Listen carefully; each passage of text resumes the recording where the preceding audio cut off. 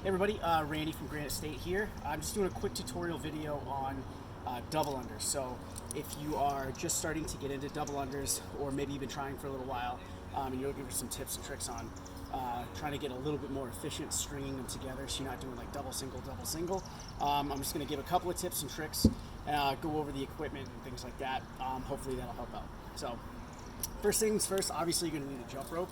What I have here is just a fairly inexpensive speed rope. So if you notice here, it's just a metal wire with kind of like the plastic surrounding it. This is going to be a lot better than the thicker, heavier jump ropes.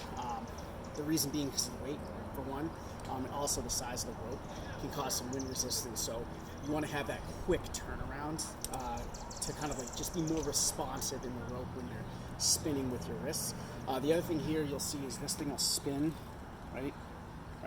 You're going to want to have free movement in that. So if you have like a jump rope where it's basically twisted and tied around, you're going to get less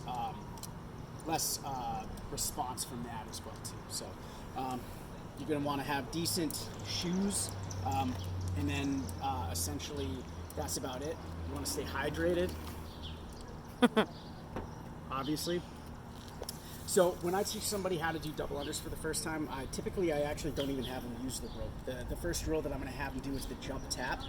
So the jump tap, all I'm going to do is I'm going to jump off the ground, and at the apex of the jump, essentially when I'm at my highest point before I start coming down, I'm going to just tap the sides of my legs. So what that does is it starts helping me cue in on the timing of the spin of the rope. That's typically the first and the biggest issue with most people.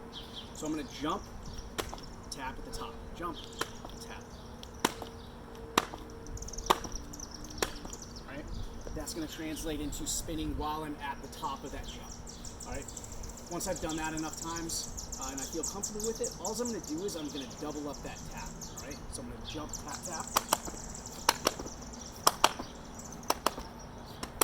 All right? If you notice, I jump the same height. I'm just tapping a little bit quicker. Next, I'm going to have them grab their rope. Perfect. I'm going to have them grab their rope. Typically, I have them actually grab the rope itself and not the handles. All right? And what I want them to do is I want them to just stand with the ropes down by their sides. Their arms are going to be out by their sides. So we're not out here. We're not bent, nice and straight. And all we're going to do is just spin the handles. All right? This is the exact amount of movement that you're going to want to have in the wrists and the fingers, right? This is all I'm doing when I'm jump roping, right?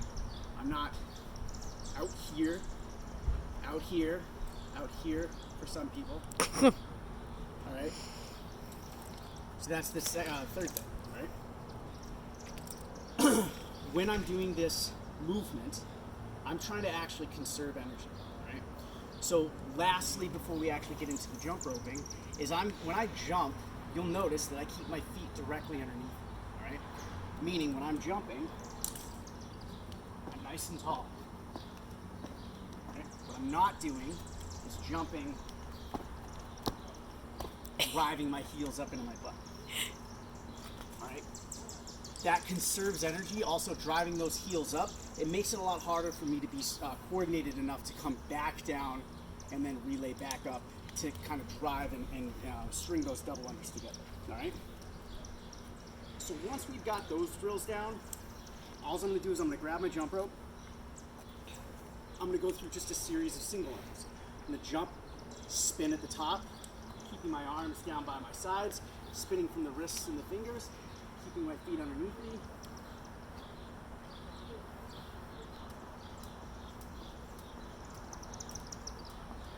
All right, fairly easy. Jump, spin, jump, spin, jump, spin. Right? If I feel like I have that together enough, I'm going to go a little bit faster.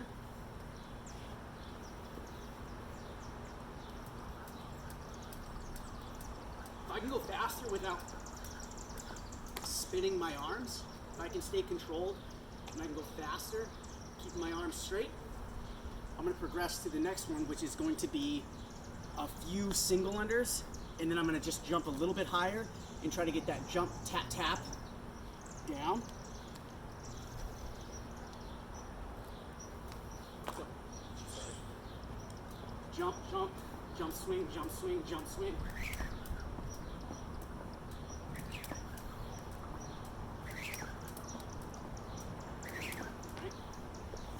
So all I'm doing is I'm adding one more spin at the top.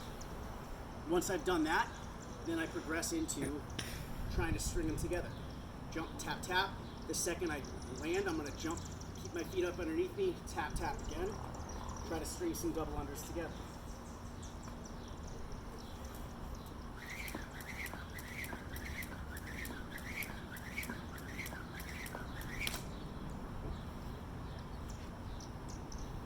Obviously, if you do them long enough, they start to look a little bit easier, a little bit better. But you've also, if you see me doing that, you notice I have plenty of time, all right? So these can actually be, if you're efficient enough, can be extended into triple unders and quadruple unders and so on and so forth. I'm not good enough to do that, but it's possible.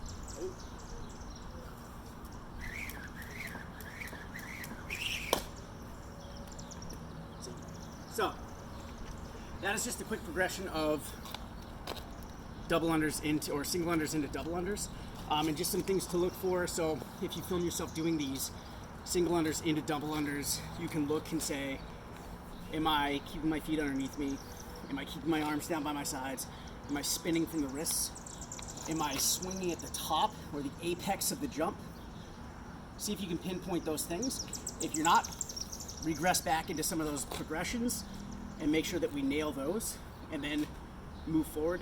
And if you do that, I promise you, in almost no time, you'll start stringing those double unders together. So go ahead, give that a shot. If you see anything that I could probably try to make that progression happen a little bit faster, definitely leave me a comment. Go out and get it done.